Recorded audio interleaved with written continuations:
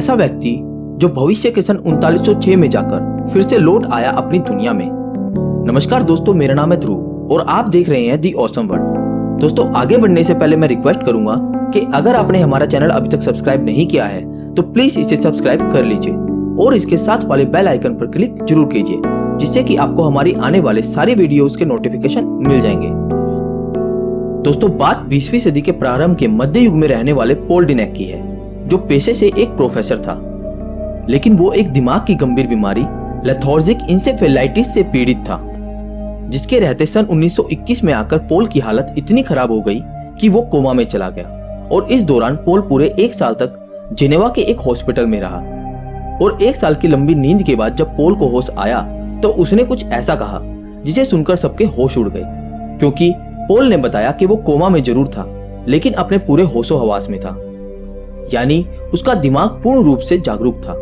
और साथ ही उसने कुछ ऐसा कहा जिस पर यकीन कर पाना बहुत मुश्किल था, क्योंकि उसके अनुसार जब वो कोमा में था तो उसका अंतर्मन भविष्य के किसी दूसरे व्यक्ति के शरीर में प्रवेश कर गया, जो कि सन 3906 के समय का एक भौतिक विज्ञानी एंड्रस नॉर्थम था। दोस्तों, उसका यह विचित्र अनुभव सुनकर उस समय सभी लोगों को लगा कि यह पॉल का कोई भ्रम है, लेकिन इस अनोखी घटना ने पॉल की जिंदगी को पूरी तरह से बदल कर रख दिया। दोस्तों, उसके अनुसार वो किसी दूसरी दुनिया में चला गया था, जो कि भविष्य का सन 3906 था, जहां समय के दोनों छोर पर पॉल और एंड्रस को बहुत अजीब और हैरान कर देने वाले अनुभव हुए, क्योंकि जिस वक्त पॉल कोमा में गया ठीक उसी वक्त समय के दूसरे छोर पर एंड्रस को एक बहुत गंभीर दुर्घटना का सामना करना पड़ा, जिसमें उसने मौत को बेहद करीब से देखा। लेकिन सन 3906 में जब एंड्रस को होश आया तो वह कुछ अजीब ही भाषा बोल रहा था, जो कि उस वक्त के हिसाब से दुनिया में कहीं भी अस्तित्व में थी ही नहीं। और सबसे अजीब बात यह हुई, उसने अपने परिवार के किसी भी सदस्य को पहचानने से इनकार कर दिया। दोस्तों, साथ ही उसको एक और परेशानी का सामना करना पड़ रहा था, जिसमें वो अपनी बहुत कोशिशों के बाद भी सो नहीं पा रहा था और इसी वजह से वो लंबे समय तक जागता रहा। यानी पॉल का अंतर्मन भविष्य के एंड्रस के शरीर में प्रवेश कर गया था, जिसकी वजह से एंड्रस सब कुछ भूल चुका था। और पॉल, जो कि उस समय एंड्रस के शरीर में था, उसने भविष्य की जिंदगी जीना शुरू कर दिया था। लेकिन दोस्तों, सन 3906 में हो रहे एंड्रस के अजीब व्यवहार से वहां के लोगों को पता चला कि एंड्रस के शरीर में 21वीं सदी के किसी व्यक्ति का अंतर्मन निवास कर चुका है। तब उन लोगों ने यह फैसला किया कि वो एंड्रस को बीते हुए 2000 सालों में हुई सभी घटनाओं से परिचित करवाएंगे।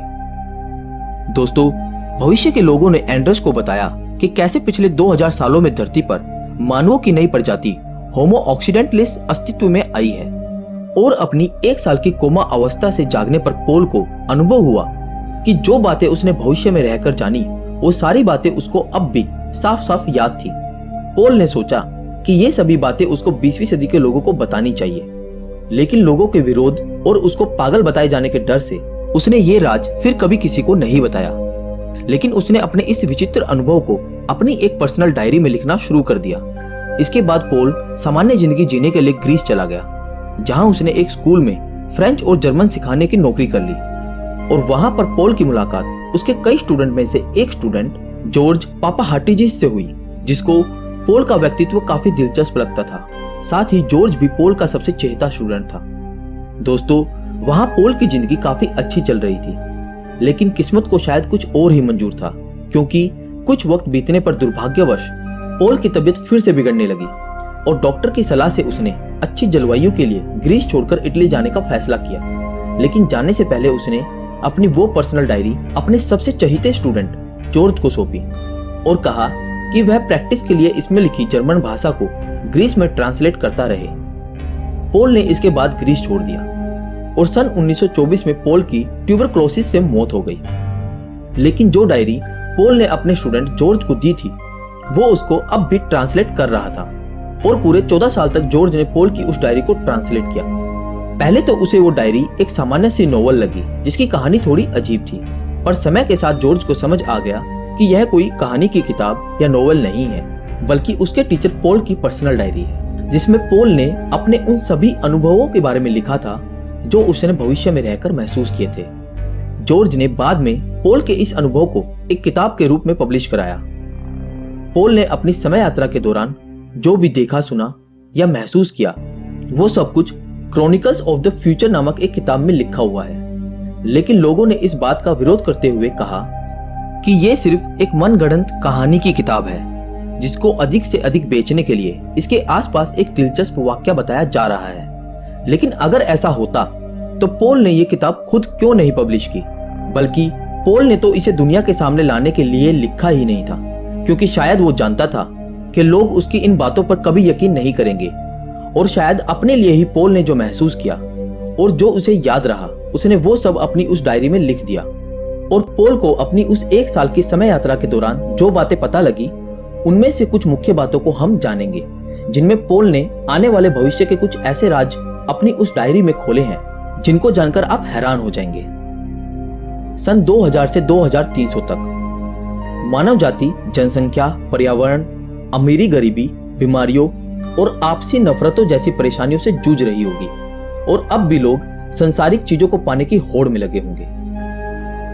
सन 2204 मानव मंगल ग्रह पर 2 करोड़ से ज्यादा लोगों के रहने लायक बस्ती बसा चुका होगा। लेकिन सन 2265 में आकर इन सब लोगों को मंगल ग्रह पर कुदरत की कुछ ऐसी आपदाओं का सामना करना पड़ेगा जिसमें इन बस्तियों में रहने वाले सभी लोग मारे जाएंगे और इंसान फिर कभी मंगल पर बस्ती बसाने के बारे में नहीं सोचेगा।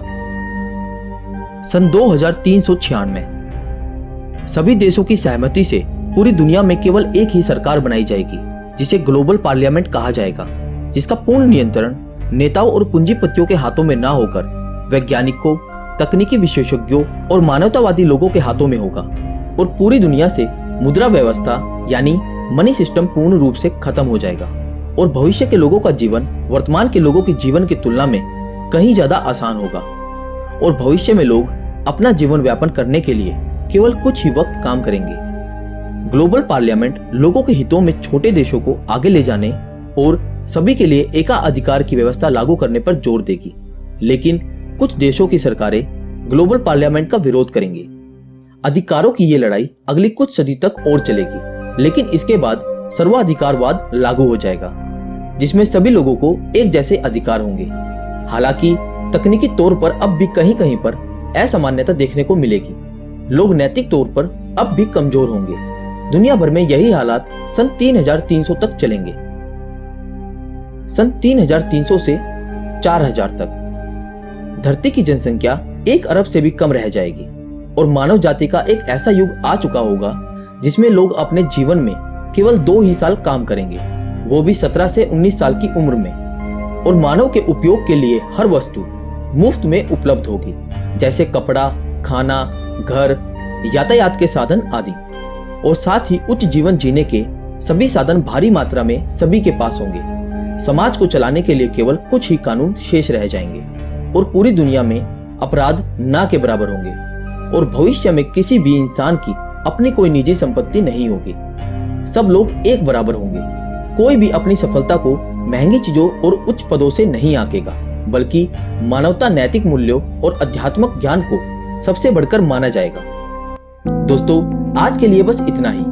लेकिन अगर आप टाइम ट्रेवल में रुचि रखते हैं तो मैं आपको बताना चाहूंगा कि इससे पहले हम 4 वीडियो टाइम ट्रेवल को लेकर बना चुके हैं और उन सब वीडियो के लिंक आपको नीचे डिस्क्रिप्शन में मिल जाएंगे, या फिर आप हमारे चैनल पर विजिट करके वो सारी वीडियो देख सकते हैं।